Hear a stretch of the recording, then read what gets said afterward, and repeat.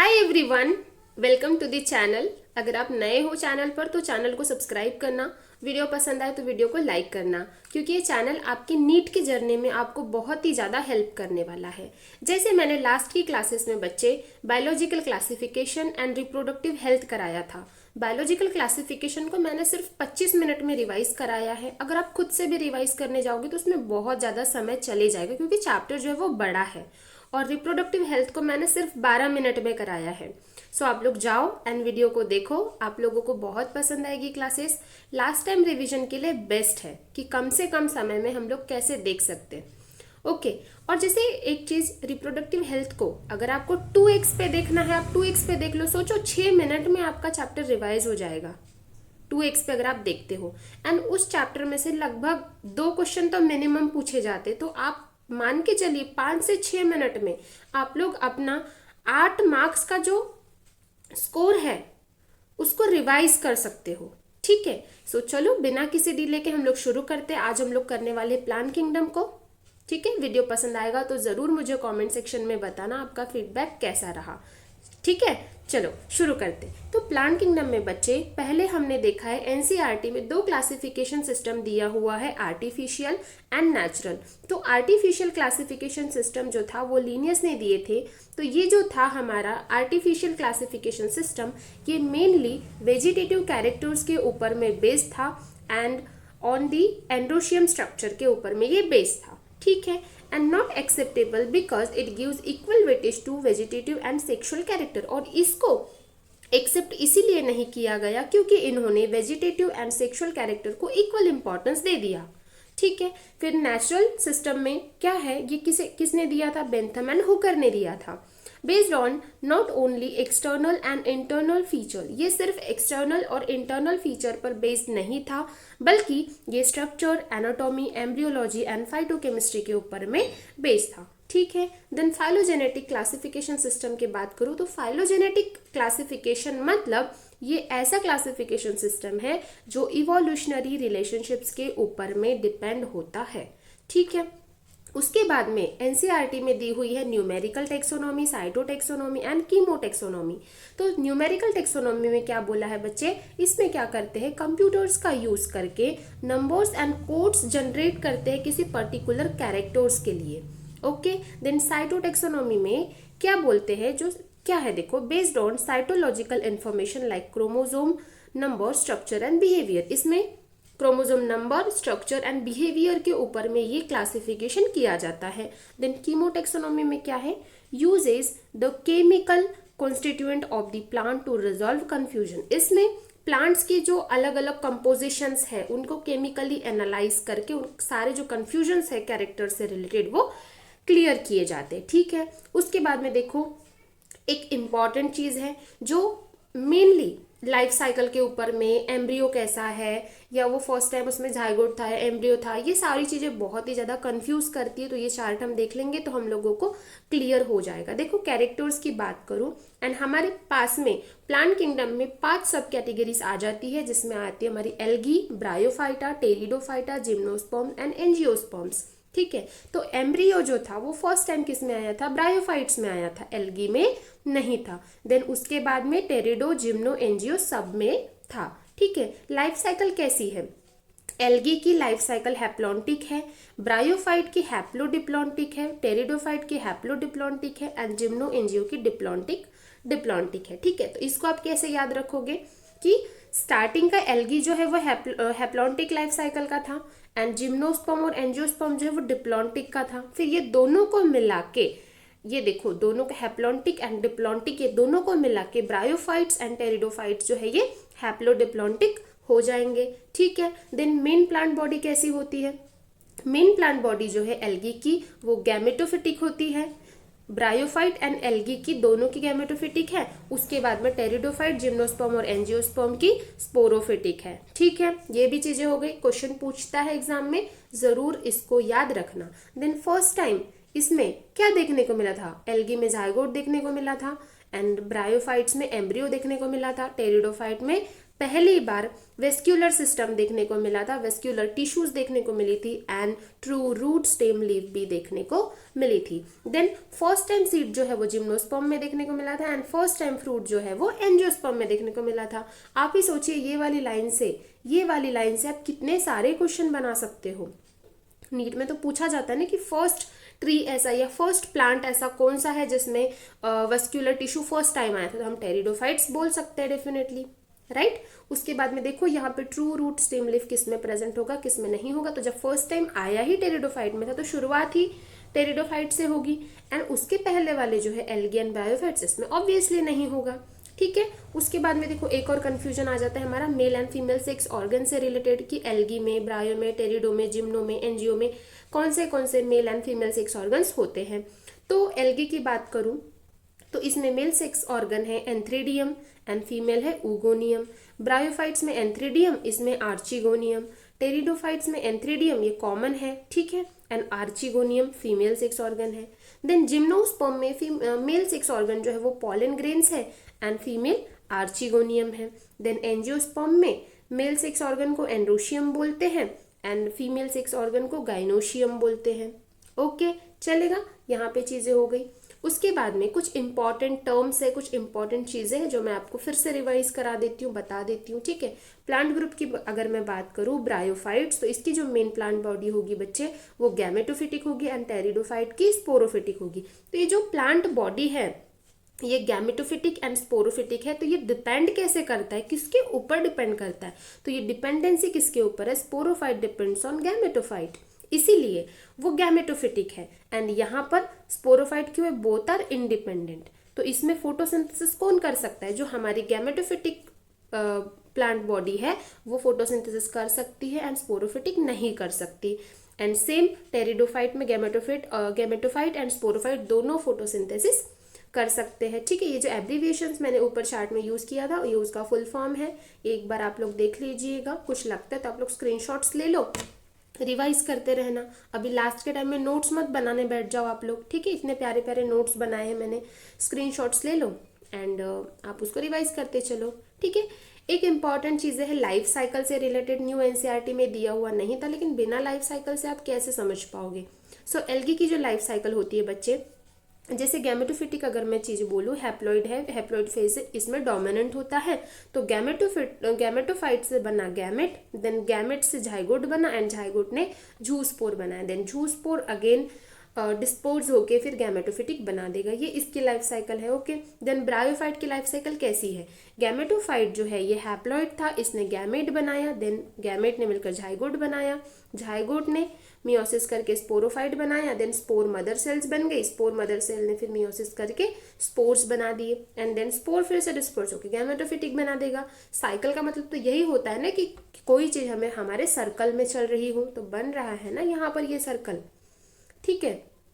उसके बाद में टेरिडोफाइट्स की बात करूं तो टेरिडोफाइट में गैमेटोफाइट है, सेम वो गैमेट बनाएगा, जाइगोट बनाएगा, ये आप साइकिल देख सकते हो यहाँ पे चीज़ें आपको समझ में आ जाएगी, ठीक है। एक बार देख लो आप, यहाँ पर एकदम सर्कल में चीज़ें दी हुई है, बस याद रखना है आपको कि कौन सी चीज़ के बाद कौन सी चीज़ आने वाली है, ठीक है। जैसे जाइगोट के बाद स्पोरोफाइट आएगा, देन स्पोरोफिल सेल्स बनेंगे, स्पोरोंजिया बनेगा, स्पोर मदर सेल्स, स्पोर्स, ठीक है। फिर लाइफ साइकिल ऑफ जिम्नोस्पर्म की मैं बात करूं तो लाइफ साइकिल ऑफ जिम्नोस्पर्म में स्पोरोफाइट भी होता है एंड गैमेटोफाइट भी होता है, लेकिन स्पोरोफिटिक होती है उसकी लाइफ साइकिल जो इंडिपेंडेंट होती है, ठीक है। जो गैमेटोफिटिक है वो स्पोरोफाइट पे डिपेंड करेगा, इसलिए इसकी जो लाइफ साइकिल है वो स्पोरोफिटिक होगी, ठीक है। उसके बाद देखो क्या है, स्पोरोफाइट ने क्या बोला कि मेगास्पोरेंजियम होगा एंड माइक्रोस्पोरेंजियम होगा। मेगास्पोरेंजियम मियोसिस करके मेगास्पोर बनाएगा एंड ये मियोसिस करके माइक्रोस्पोर बनाएगा। जब मेगास्पोर है वो फीमेल गैमेटोफाइट बना देता है एंड माइक्रो जो है वो मेल गैमेटोफाइट बना देता है। फिर ये दोनों मिलकर फर्टिलाइजेशन कर लेते हैं, देन जाइगोट बनाते हैं और जाइगोट फिर एम्ब्रियो बनाएगा और फिर एम्ब्रियो से वो फिर से स्पोरोफाइट वाली स्टेज में चले जाएगा, ठीक है। देन एंजियोस्पर्म के बारे में क्या चीज़ें हैं, देखो हमारे पास में एंजियोस्पर्म के लिए बच्चे सेपरेट चैप्टर्स हैं, जैसे morphology of flowering plants, anatomy of flowering plants, sexual reproduction in flowering plants, ये हमारे पास में एक इंडिपेंडेंट चैप्टर, 3 चैप्टर में एंजियोस्पर्म को स्टडी कराया गया है, तो हम उसको वो 3 चैप्टर्स में ही देखेंगे। आप मुझे कमेंट में बताना आपको ये तीनों में से मतलब जल्दी चाहिए अगर क्लासेस, तो हम दूसरे चैप्टर अपलोड करने से अच्छा morphology, anatomy and sexual reproduction in plants को अपलोड कर देंगे। ठीक है, हो गया। फिर मैंने जो बताया था वही है, लाइफ साइकिल को याद करने का तरीका। एल्गी में हैप्लॉन्टिक होगा, ब्रायोटेरिडो में हैप्लोडिप्लॉन्टिक होगा। कुछ एल्गी में भी हैप्लोडिप्लॉन्टिक लाइफ साइकिल होती है, जैसे कि एक्टोकार्पस, पॉलीसाइफोनिया एंड केल्प। ठीक है, एंड डिप्लॉन्टिक लाइफ साइकिल किसमें होगी? Gymnosperm, angiosperm. और एल्गी में होती है कौन सी एल्गी? फ्यूकस। फ्यूकस में डिप्लॉन्टिक लाइफ साइकिल हमको देखने को मिलती है। सो चलो एक एक सब क्लासेस को हम लोग देख लेते हैं। एल्गी, एल्गी में हमारी 3 कैटेगरीज आती है बच्चे। हमारे पास में 3 टाइप की एल्गी होती है, green, brown and red algae होती है। तो एल्गी कैसी है? क्लोरोफिल बियरिंग है, इसमें क्लोरोफिल प्रेजेंट होता है, थैलॉइड होता है, ऑटोट्रॉफिक होती है, लार्जली एक्वेटिक होती है। ये कैसी हो सकती है? कॉलोनियल भी हो सकती है, जिसका एग्जांपल है वॉल्वॉक्स। फिलामेंटस हो सकती है, जिसका एग्जांपल है Ulothrix and spirogyra. Massive bodies भी हो सकती है, जैसे कि केल्प। ठीक है, एसोसिएशन होते हैं हमारे एल्गी के। अगर एल्गी ने एसोसिएशन फंजाई के साथ में बनाया है तो हम उसको लाइकन बोलते हैं, और जब वो एनिमल्स के साथ में बना लेती है वो स्लॉथ बियर के साथ में बनाती है। ठीक है, यहाँ पे चीजें हो गई, ये भी एग्जाम्पल पूछे जाते हैं बच्चे, याद रखना आप लोग। फिर टाइप्स ऑफ एल्गी के बारे में मैं अगर बात करूँ तो ग्रीन एल्गी जो है, इसमें वेजिटेटिव रिप्रोडक्शन कैसे होता है? फ्रेगमेंटेशन के थ्रू होता है। तो ग्रीन, ब्राउन एंड रेड, ये तीनों में वेजिटेटिव रिप्रोडक्शन जो है ये फ्रेगमेंटेशन के थ्रू ही होता है। ठीक है, एसेक्सुअल रिप्रोडक्शन कैसे होगा? ग्रीन एंड ब्राउन में जूस्पोर की मदद से होते हैं जो मोटाइल है, एंड ये रेड एल्गी में नॉन मोटाइल स्पोर से होता है। देन सेक्सुअल रिप्रोडक्शन की मैं बात करूँ तो ग्रीन एंड ब्राउन में मोटाइल गैमेट्स होते हैं, उनके थ्रू सेक्सुअल रिप्रोडक्शन होता है, एंड रेड एल्गी में नॉन मोटाइल गैमेट्स होते हैं। ठीक है, उसके बाद क्लासिफिकेशन ऑफ एल्गी में अगर मैं बात करूँ, इनके अंदर कौन से पिगमेंट्स प्रेजेंट होते हैं, या स्टोरेज का जो फूड स्टोरेज का फॉर्म है वो क्या होगा, सेल वॉल कैसी होगी, तो वो देख लो। क्लोरोफाइसी, क्लोरोफाइसी मतलब ग्रीन एल्गी, फियोफाइसी मतलब ब्राउन एल्गी, एंड रोडोफाइसी मतलब रेड एल्गी। आप ये रोडो रेड जैसा प्रोनाउंस कर रहा है तो आप उसको रोडोफाइसी याद रख लो। ठीक है, कॉमन नेम इसका वही है, ग्रीन, ब्राउन एंड रेड, जो मैंने बताया आपको। देन मेजर पिगमेंट्स क्या होते हैं बच्चे? इसमें ए बी, इसमें ए सी। तो कॉमनली कैसे याद रखो मैं बताती हूँ आपको। सब में ए याद रख लो पहले तो। ठीक है, ए याद रख लिया, देन इसमें ए बी, फिर ए सी और ए डी, इस तरीके से याद रख लो। ठीक है, ट्रिक समझ में आई। उसके बाद देखो स्टोर्ड फूड किस फॉर्म में होते हैं? ग्रीन एल्गी में स्टार्च के फॉर्म में होते हैं, ब्राउन एल्गी में मैनेटोल एंड लैमिनरिन के फॉर्मेट में होते हैं, और रेड एल्गी में फ्लोरिडियन स्टार्च के फॉर्म में होते हैं। इनकी सेल वॉल कैसी बनी होती है? क्लोरोफाइसी जो है उसकी सेल वॉल सेलुलोज की बनी होती है। ब्राउन एल्गी में सेलुलोज एंड एल्जीन की बनी होती है। रेड एल्गी में cellulose, pectin and sulphate stores की बनी हुई होती है। ठीक है, फिर इसमें फ्लैजेला प्रेजेंट्स होंगे या नहीं होंगे, और होंगे तो कैसे होंगे? तो ग्रीन एल्गी में 2 equal and apical flagella present होता है। ब्राउन एल्गी में 2 unequal and lateral flagella present होता है। देन रेड एल्गी में एब्सेंट होते हैं फ्लैजेलास। ठीक है, देन हैबिटेट की मैं अगर बात करूं तो इसका जो ग्रीन एल्गी है fresh water and brackish water में भी रहता है। ब्रैकिश वाटर मतलब मरीन वाटर में। ठीक है, देन ब्राउन एल्गी जो है फ्रेश वाटर में रहेगी, और ये जो हमारी रेड एल्गी है ये फ्रेश वाटर में भी रहती है, और कुछ मरीन वाटर में भी रहती है। ठीक है, देन ग्रीन एल्गी के बारे में अगर मैं क्लियरली बात करना चाहूँ तो जो ग्रीन एल्गी होती है बच्चे ये यूनिसेलुलर होती है, कोलोनियल या फिलामेंटस भी हो सकती है। इसमें क्लोरोप्लास्ट प्रेजेंट होता है जो डिस्कॉइड शेप का होता है, प्लेट लाइक होता है, रेटिकुलेट होता है, कप शेप का भी हो सकता है, स्पाइरल या रिबन शेप का भी हो सकता है। मतलब डिफरेंट टाइप के शेप के क्लोरोप्लास्ट हमको यहाँ पर देखने को मिलते हैं। देन पायरिनोइड रिंग प्रेजेंट होती है, body located in the chloroplast, contain protein beside starch. ठीक है, ये लाइन याद रखना, कंटेन प्रोटीन बिसाइड स्टार्च, ये एग्जाम में पूछी जाती है। इसके एग्जाम्पल की अगर मैं बात करूँ ग्रीन एल्गी की तो इसमें आ जाते हैं Chlamydomonas, Volvox, spirogyra and Ulothrix. ठीक है, उसके बाद में देखो ब्राउन एल्गी के रिगार्डिंग में क्या बोलना चाहती हूँ मैं, क्या एनसीईआरटी क्या बोलना चाहती है। ठीक है, तो देखो इसमें क्या है, green variations in size, sorry great variations in size and form. इसमें काफ़ी सारी वेराइटीज देखने को मिलती है हमको इसके साइज एंड फॉर्म में।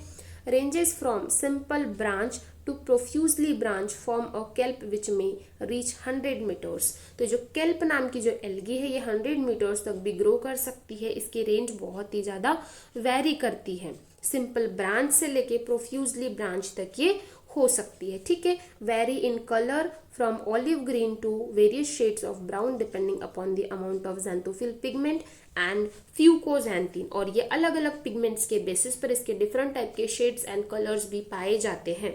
ठीक है, इसकी प्लांट बॉडी कैसी होती है, consist of holdfast, stipe and frond. ठीक है, तो होल्ड फास्ट जो होता है बच्चे, attach plant body to the substratum, and stipe एक स्टॉक है, एंड फ्रॉन्ड के health like photosynthetic organ.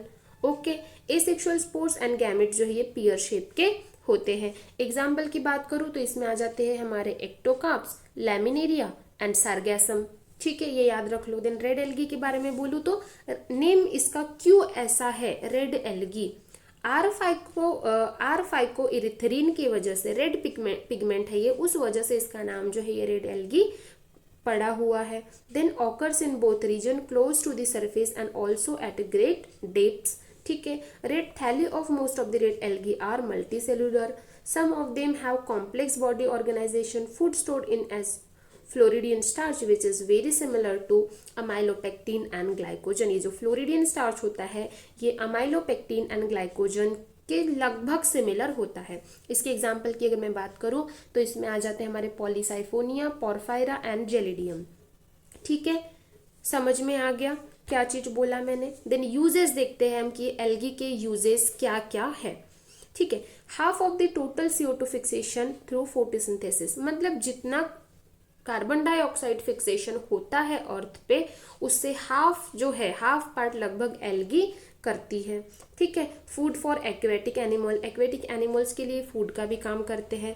Porphyra, laminaria and सार्गैसम ये जो है used as food among 70 species of the marine algae. ये जो 3 एल्गी की क्लासेस मैंने बताया ये 70 स्पीशीज ऑफ मरीन एल्गी में से एज अ फूड लिए जाते हैं, लाइक खाने की तरह उसको लिया जाता है। ठीक है, उसके बाद में जो अगार है obtain from Gelidium and Gracilaria, ये क्वेश्चन पूछा जाता है कि अगार जो है ये कौन सी एल्गी से निकाला जाता है, तो जेलिडियम एंड ग्रेसिलेरिया। और ये किस में यूज होता है, used in the preparation of ice cream and jellies. ठीक है, ये अगार जो है ये preparation of ice cream and jellies में हेल्प करता है। देन हाइड्रोकोलॉइड्स क्या होते हैं, वाटर होल्डिंग सब्सटेंसेस होते हैं। कौन बनाता है, एल्जीन एंड कैरेजीन। तो एल्जीन जो है ये ब्राउन एल्गी है एंड कैरेजीन जो है ये रेड एल्गी है। ठीक है, देन क्लोरेला की अगर मैं बात करूँ तो ये प्रोटीन रिच होती है जो फूड सप्लीमेंट की तरह काम करता है स्पेस ट्रैवलर्स के लिए। तो स्पेस ट्रैवलर्स जो होते हैं बच्चे वो अपने साथ खाना तो लेकर नहीं जा सकते बट उनको प्रोटीन चाहिए, तो वो प्रोटीन सप्लीमेंट्स में क्लोरेला लेकर जाते हैं। ठीक है, चलो उसके बाद में मैं बात करूँ रिप्रोडक्शन किस टाइप से होता है एल्गी के अंदर, तो आइसोगैमस, अनआइसोगैमस एंड ऊगैमस, इस तरीके के रिप्रोडक्शन इसमें पाए जाते हैं। तो आइसोगैमस की मैं बात करूं तो इसमें 2 जो गैमेट्स होती है, मेल एंड फीमेल गैमेट्स की मैं बात करूं तो ये सिमिलर साइज के होते हैं, फ्लैजिलेटेड होते हैं, नॉन फ्लैजिलेटेड होते हैं। फ्लैजिलेटेड जो है उसमें यूलोथ्रिक्स आ जाता है, नॉन फ्लैजिलेटेड में स्पाइरोगायरा आ जाता है। एनाइसोगैमस की बात करूं तो डिसिमिलर गैमेट्स होते हैं। स्पीशीज क्या है इसकी, स्पीशीज ऑफ यूडोरिना। ठीक है, ऊगैमस में फीमेल गैमेट लार्ज होता है, नॉन मोटाइल होता है, एंड मेल गैमेट में स्मॉल एंड मोटाइल होता है। इसके जो एग्जाम्पल है वो है वॉल्वॉक्स एंड फ्यूकस। ठीक है, उसके बाद यही चीजें हैं, देखो रिप्रोडक्शन वाला क्या चीजें, classification based on reproduction. Green algae में आइसो, अनाइसो, ऊगैमस इस टाइप का हो सकता है जो भी है, एंड ब्राउन एल्गी में भी आइसो, एनाइसो, ऊगैमस दोनों तीनों हो सकता है। रेड एल्गी में ओनली ऊगैमस टाइप का रिप्रोडक्शन देखा जाता है।